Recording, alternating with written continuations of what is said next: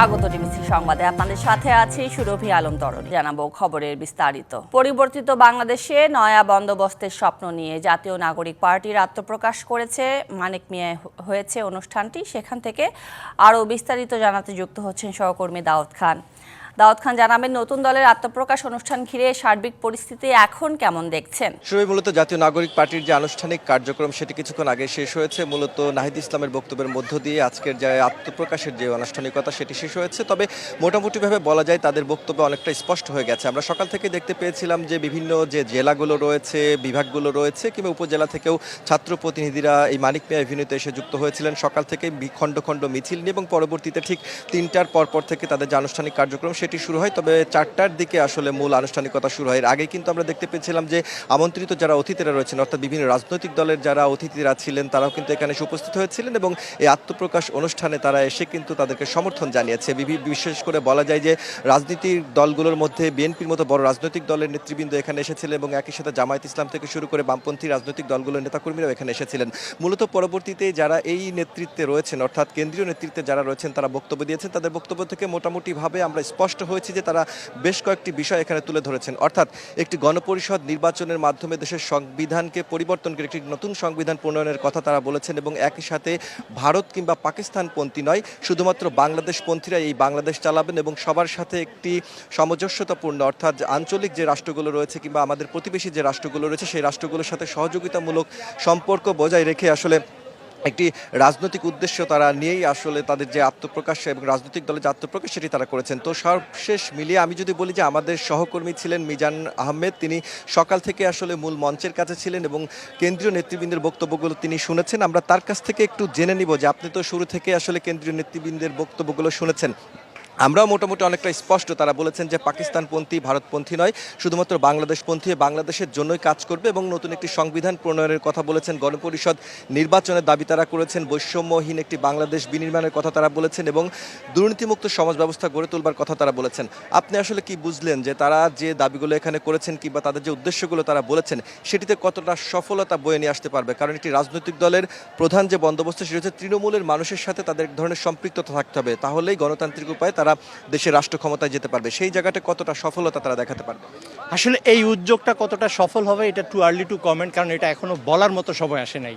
কারণ মাঠ পর্যায়ে তারা কতটা সাফল্য পায়, এই আজকে মানিক মিয়া এভিনিউতে যে জনস্রোত, এই জনস্রোত প্রান্তিক জনগোষ্ঠীর যে রাজনৈতিক ভাবনা, সেই রাজনৈতিক ভাবনায় কতটা আলোড়ন তোলে সেটা জানার জন্য কিছু সময় দিতে হবে, অপেক্ষা করতে হবে। তবে আজকে বেশ কিছু বিষয় কিন্তু স্পষ্ট হয়েছে, যেমনটি আপনি একটু বলছিলেন যে হাসনাত আবদুল্লাহ, যিনি হচ্ছেন দক্ষিণাঞ্চলের মুখ্য সমন্বয়ক, তিনি কিন্তু বলেছেন যে বাংলাদেশের সংসদে কে যাবে এবার বাংলাদেশের জনগণ ঠিক করবে, এটা কোনো প্রতিবেশী রাষ্ট্র থেকে ঠিক করে দেওয়া হবে না। সার্জিস আলম বেশ কিছু গুরুত্বপূর্ণ কথা বলেছেন। তিনি যেমনটি বলেছেন যে সার্জিস আলম কিন্তু এখানে উত্তরাঞ্চলের মুখ্য সমন্বয়কের ভূমিকাটি পালন করবেন এবং তিনি যেমনটি বলেছেন যে পক্ষ বিপক্ষ কিন্তু রাজনীতিতে থাকবে এবং সেই পক্ষ বিপক্ষ থাকলেও দেশের স্বার্থে সবাইকে এক থাকতে হবে। এটা হচ্ছে রাজনৈতিক দলগুলোর প্রতি তার একটি পরোক্ষ আহ্বান। পাশাপাশি তিনি এও বলেছেন যে রাজনীতিতে একটি সুস্থ প্রতিযোগিতা প্রয়োজন, বড় দলগুলোর উচিত ছোট দলগুলোকে সহায়তা করা। আর সদস্য সচিব আক্তার হোসেন, যেমনটি আপনি একটু আগে বলছিলেন, যে তিনি কিন্তু বলেছেন যে আরেকটি সংবিধানের আলোকে বাংলাদেশকে তারা গড়ে তুলতে চান, নতুন আরেকটি সংবিধানের আলোকে বাংলাদেশ গড়ে তুলবে। এইটাই হচ্ছে আজকের এই যে নতুন যেই জাতীয় নাগরিক পার্টির যাত্রা শুরু, তার একটা প্রধান লক্ষ্য।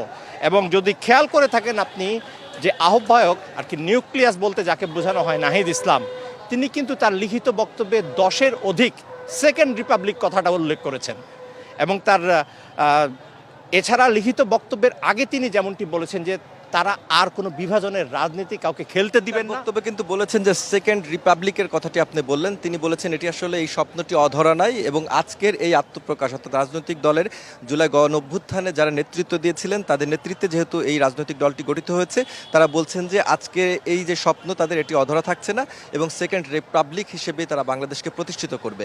এই বিষয়টি আসলে যদি একটু পরিষ্কার করেন। এই যে সেকেন্ড রিপাবলিক, আসলে এই বিষয়টা নিয়ে আসলে অনেক ধরনের বিশ্লেষণ হতে পারে। এই সেকেন্ড রিপাবলিক বলতে তারা মূলত বোঝাচ্ছে আরেকটি যে নতুন সংবিধানের আলোকে তারা পুরো যে রাষ্ট্র কাঠামো সেই রাষ্ট্র কাঠামোকে তারা গঠন করতে চায়। তাদের বক্তব্য হচ্ছে বিগত সময়ে যে রাষ্ট্র কাঠামোটি ছিল সেই রাষ্ট্র কাঠামোগুলো নাগরিকদের প্রত্যাশা পূরণে কাজ করেনি, ব্যক্তি দলীয় এবং গোষ্ঠী স্বার্থ রক্ষায় কাজ করেছে।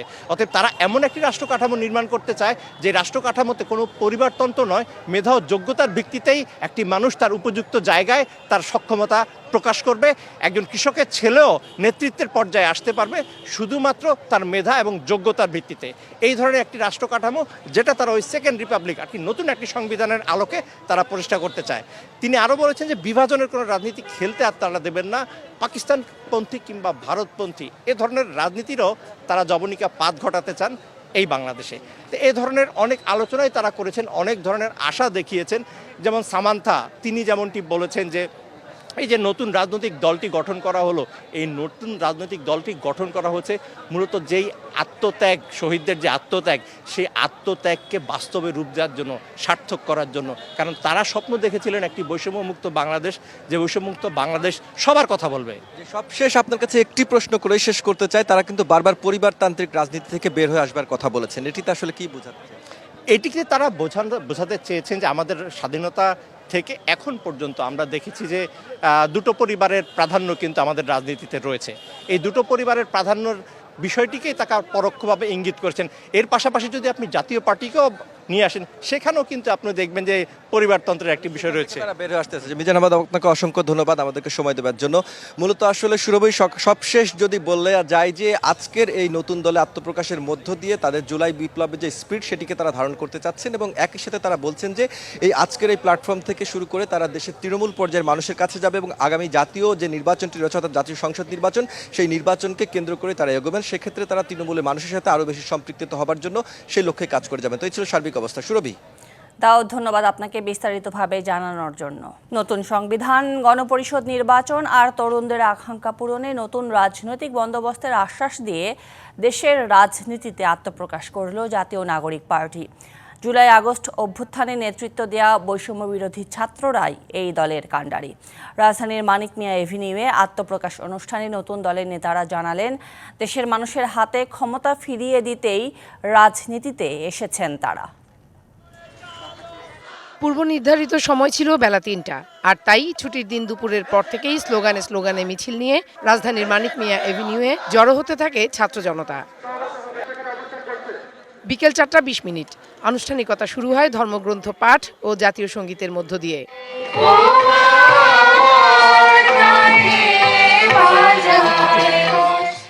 জাতীয় নাগরিক কমিটি ও বৈষম্য বিরোধী ছাত্র আন্দোলনের উদ্যোগে আত্মপ্রকাশ হতে যাওয়া নতুন রাজনৈতিক দল জাতীয় নাগরিক পার্টির শীর্ষ 10 পদ চূড়ান্ত হয়েছে। ঘোষণা করা হয় 151 সদস্যের আহ্বায়ক কমিটি। জাতীয় নাগরিক পার্টির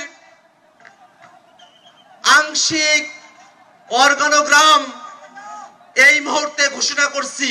দলের আহ্বায়ক ছাত্রনেতা আর সাবেক উপদেষ্টা নাহিদ ইসলাম ইনকেলাব জিন্দাবাদ স্লোগান তুলে নেতারা এক নতুন বাংলাদেশ গড়ার প্রত্যয় জানান। শপথ করতে চাই যে বাংলাদেশকে আর কখনোই বিভাজিত করা যাবে না। বাংলাদেশে ভারতপন্থী, পাকিস্তানপন্থী কোনো রাজনৈতিক ঠাঁই হবে না। আমরা বাংলাদেশকে সামনে রেখে, বাংলাদেশের জনগণের স্বার্থকে সামনে রেখে সকলে ঐক্যবদ্ধভাবে রাজনীতি এবং রাষ্ট্র বিনির্মাণ করব। এই বাংলাদেশে একটি স্বনির্ভর পররাষ্ট্রনীতি প্রতিষ্ঠা করতে চাই। এদেশের মানুষের ভাগ্যের উন্নয়ন করতে চাই, জনস্বার্থের পলিসি নির্মাণ করতে চাই। পূর্ণভাবে সহযোগিতা করে আজকে আমাদের এই জায়গায় উপস্থিত করেছেন। আপনাদের সেই পরিশ্রম, ত্যাগ, তিতিক্ষাকে আজকে এই মঞ্চ থেকে আমরা স্বীকার করছি এবং সালাম জানাচ্ছি। ইনশাআল্লাহ আগামী রাজনৈতিক দলে জাতীয় নাগরিক কমিটির প্রত্যেকটি নেতা কর্মীর যে অভূতপূর্ব ত্যাগ তিতিক্ষা রয়েছে আমরা যথেষ্টভাবে মূল্যায়িত করতে সক্ষম হবে ইনশাআল্লাহ। বিভাজনের রাজনীতি শেষ করে একতার রাজনীতি করার কথা জানিয়ে হাসনাত আব্দুল্লাহ বলেন, দেশের রাজনীতিতে পরিবারতন্ত্রের কবর রচনা করা হবে। বিভাজনের রাজনীতি আমাদের মধ্যে ইচ্ছাকৃতভাবে জিয়ে রাখা হয়েছে। আমরা স্টেট ডেভেলপ করতে পারি নাই, আমরা নেশন ডেভেলপ করতে পারি না। আমরা আপনাদেরকে কমিটমেন্ট দিতে চাই, এই বিভাজনের রাজনীতির ঊর্ধ্বে উঠে আমরা একতার রাজনীতি বাংলাদেশে চালু করব। আমরা স্টেট ডেভেলপ করব। শেখ হাসিনার বিচার ঐক্যবদ্ধভাবে করার আহ্বান জানিয়ে সার্জিস আলম বলেন, নিজের স্বার্থে যেন কোনো অপরাধী ছাড় না পায়। যারা বড় রাজনৈতিক দল রয়েছে, ছোটদেরকে ধীরে ধীরে সামনে এগিয়ে যেতে না দেই, তাহলে আমাদের মধ্যে ধীরে ধীরে এমন একটি মানসিকতা আসবে, যেই মানসিকতা হয়তো আমাদেরকে ধীরে ধীরে একটি স্বৈরাচারী আচরণের দিকে নিয়ে যেতে পারে। নেতারা বলেন, ক্ষমতা দখলের জন্য নয়, জনগণের হাতে ক্ষমতা ফিরিয়ে দিতেই তারা রাজনীতিতে এসেছে। পক্ষে বিপক্ষে মত থাকলেও দেশের স্বার্থে সবাইকে এক থাকার আহ্বান জানান নতুন দলের শীর্ষ নেতারা। Farhana Juthi, DBC news, Dhaka. সব ধর্ম বর্ণের মানুষের বসবাসের জন্য নিরাপদ গণতান্ত্রিক বাংলাদেশ করতে আগামী জাতীয় নির্বাচন বড় সুযোগ বলে মন্তব্য করেছেন বিএনপির ভারপ্রাপ্ত চেয়ারম্যান তারেক রহমান। নিরাপদ দেশ গড়তে আগামী নির্বাচনে সনাতন ধর্মাবলম্বীদের সমর্থন চান তিনি। ডিজিটাল প্ল্যাটফর্মে চট্টগ্রামের রহমতগঞ্জে জন্মাষ্টমী উদযাপন পরিষদের সম্মেলনে যুক্ত হয়ে এ আহ্বান জানান তারেক রহমান। বলেন, আইনের শাসন না থাকলে সংখ্যালঘু বা সংখ্যাগরিষ্ঠ কারও নিরাপত্তা থাকে না। রাষ্ট্র কিন্তু সবার, ধর্ম যার যার, নিরাপত্তা পাবার অধিকার সবার। সুতরাং একটি নিরাপদ বাংলাদেশ গড়ার জন্য আমাদের সবার সামনে আগামী জাতীয় নির্বাচন একটি বড় সুযোগ। এই সুযোগকে কাজে লাগিয়ে সকলের জন্য একটি নিরাপদ গণতান্ত্রিক দেশ গড়ার জন্য বিএনপি আপনাদের সমর্থন এবং সহযোগিতা চায়। রমজানের দ্রব্যমূল্যের ঊর্ধ্বগতির মূল কারণ সিন্ডিকেট। এছাড়া চাঁদাবাজদের হাতবদল হয়েছে উল্লেখ করে এদের বিরুদ্ধে ব্যবস্থা নেওয়ার জরুরি আহ্বান জানিয়েছেন জামাতে ইসলামী ঢাকা মহানগর দক্ষিণের নায়েবে আমির নুরুল ইসলাম বুলবুল। এছাড়া বাজার মনিটরিংয়ে মুসল্লিদের সাথে সমন্বয় করার কথা জানিয়েছেন জামাতের মহানগর দক্ষিণের সেক্রেটারি শফিকুল ইসলাম মাসুদ। জুমার নামাজের পর বায়তুল মোকাররম মসজিদের উত্তর গেটে জামাতে ইসলামীর ঢাকা মহানগর দক্ষিণের বিক্ষোভ সমাবেশে এসব কথা বলেন তারা। এছাড়া রমজানে সিনেমা হল, মদের বার এবং দোকানপাট বন্ধ রাখার দাবিও জানান তারা। পরে পল্টন থেকে কাকরাইল হয়ে শান্তিনগর মোড় পর্যন্ত বিক্ষোভ মিছিল করেন তারা।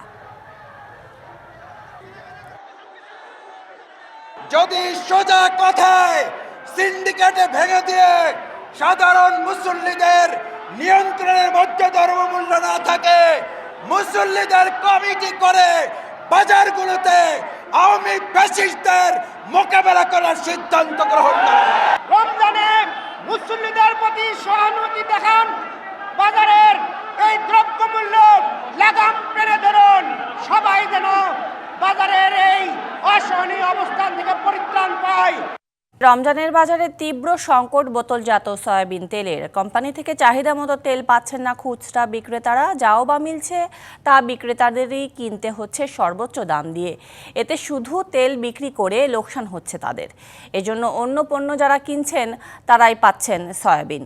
তবে ক্রেতা বিক্রেতা বলছেন, এবার ডাল, চিনি, ছোলা সহ অন্যান্য পণ্যের দর ও সরবরাহ পরিস্থিতি স্বাভাবিক। আমরা কোম্পানি না দিলে আমরা কি বানানি দেয়, আমরা বানাইতে তেল। চাহিদার তুলনায় কোম্পানি থেকে বোতলজাত সয়াবিন তেলের সরবরাহ মিলছে সামান্যই। যাও বা মিলছে তা পাচ্ছেন নিয়মিত ক্রেতা বা যারা বেশি করে পণ্য কিনছেন তারা। আমরা টাকা নিয়ে বসে আছি, তেল পাই না। আমরা এমন একটা রিপোর্ট করেন যে দোকানদারের ভিতরে তেল আছে, দিচ্ছে না। তেল আছে হাতে গোনা, মনে করেন যারা ডিলার তাদের কাছে, আর যারা বড় ব্যবসায়ী তাদের কাছে তেল আছে। পাম অয়েল কেজি বেচছে 165 টাকা কেজি। রাজধানী জুড়েই ভোজ্য তেলের চিত্র একই। ক্রেতা বিক্রেতাদের অভিযোগ, রমজানের আগেই পরিস্থিতি স্বাভাবিক হবে এমন আশ্বাস দেয়া হলেও বাস্তবে পরিস্থিতির কোনো উন্নতি হয়নি। একটা কাস্টমার অনেক টাকার মাল নাই, কিন্তু তেলটা না দিতে পারলে আমরা দিতে পড়তেছি। কিনি নাই, একটা দোকানে দেখছি কিন্তু দাম বেশি। ভোজ্য তেলের সংকট সমাধানে আমদানিকারক, ডিলার বা সরবরাহকারীদের কঠোর নজরদারির আওতায় আনার তাগিদ খুচরা বিক্রেতাদের।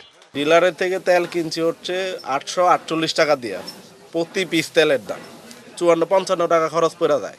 এখন তেলের এমআরপি হচ্ছে 852 টাকা। এখন আমি যদি শুধু তেল একজনের কাছে বিক্রি করতে যাই, আমার 3 থেকে 5 টাকার মতো লস পড়ে প্রতি তেলে।